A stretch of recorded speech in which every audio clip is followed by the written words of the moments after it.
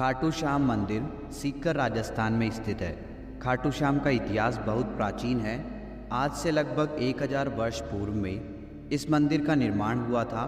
सीकर जिला मुख्यालय से 43 किलोमीटर दूर खाटू नामक गांव में बाबा खाटू श्याम का प्राचीन मंदिर है।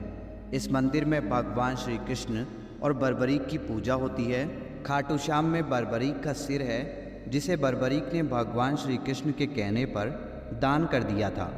कलयुग में खाटू श्याम को श्री कृष्ण का अवतार माना जाता है।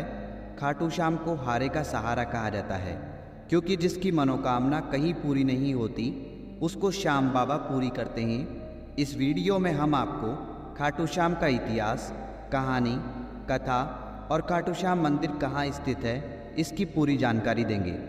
खाटू श्याम का इतिहास महाभारत काल से है। ये पांडुपुत्र भीम के पौत्र थे, जिनसे खुश होकर भगवान श्री कृष्ण ने इनको कलयुग में अपने नाम से पूजनीय होने का आशीर्वाद दिया था। खाटू श्याम जी का नाम बचपन में बर्बरीक था।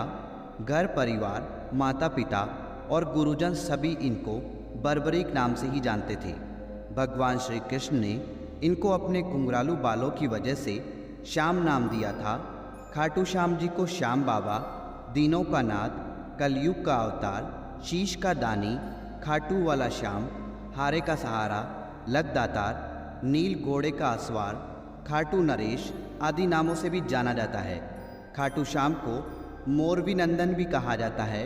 खाटू श्याम जी की कहानी की शुरुआत मध्यकालीन महाभारत से शुरू होती है।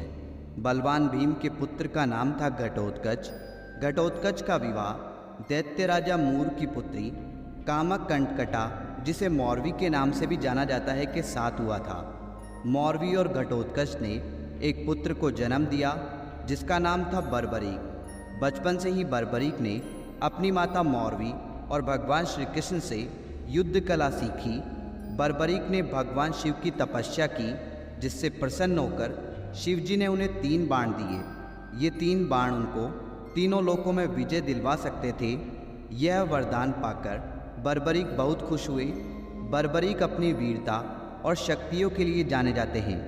महाभारत काल में जब कौरव और पांडवों के बीच युद्ध शुरू होने वाला था, तब बर्बरीक अपनी माता के पास गए और युद्ध देखने की स्वीकृति मांगी।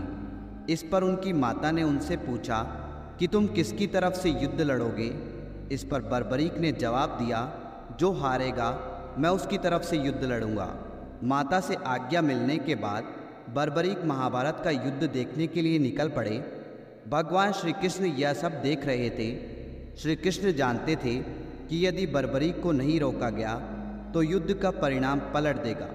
रास्ते में जाते हुए बर्बरीक को श्री कृष्ण ने ब्राह्मण का रूप धारण करके रोका और पूछा, हे बालक, तुम अकेले यह 3 बाण लेकर कहाँ जा रहे हो?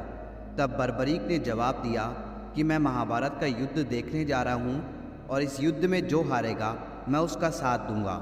उपहास पूर्वक श्री कृष्ण ने कहा, सिर्फ 3 बाण के सहारे युद्ध लड़ने जा रहे हो? इनसे तो 3 सैनिक भी नहीं मरेंगे। यह सुनकर बर्बरीक बोल पड़े, हे ब्राह्मण, यह कोई साधारण बाण नहीं है।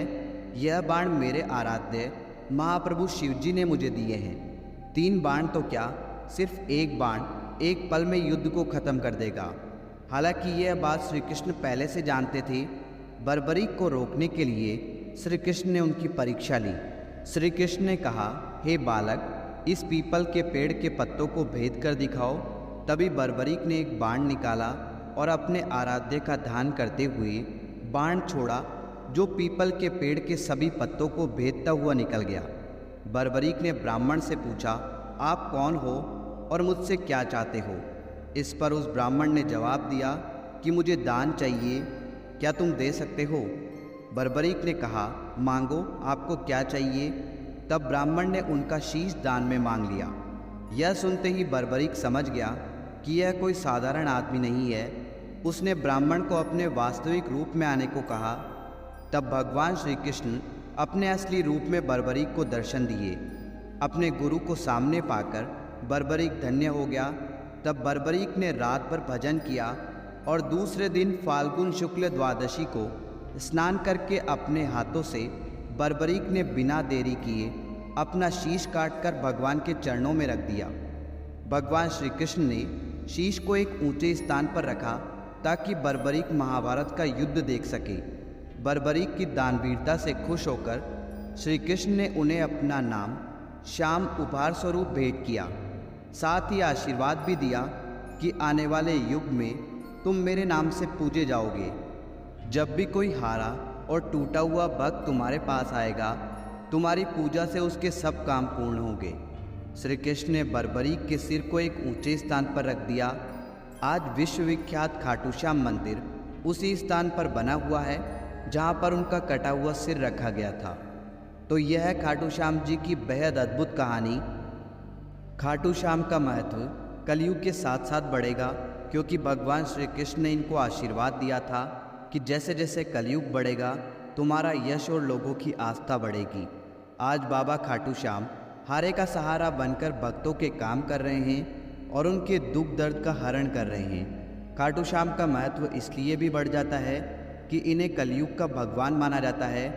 आस्थावान लोगों के हर काम होते हैं और ऐसा कहा जाता है कि जो व्यक्ति अपने जीवन में अपने दुखों और कष्टों से घिरा हुआ है, अपने जीवन में हार मान चुका है, उसे एक बार अवश्य खाटू श्याम जी की शरण में जाना चाहिए। तो दोस्तों, उम्मीद करते हैं बाबा खाटू श्याम का इतिहास और खाटू श्याम जी की कहानी आपको बहुत पसंद आई होगी। कमेंट बॉक्स में खाटू श्याम धणी की जय लिखकर कमेंट जरूर करें। धन्यवाद दोस्तों।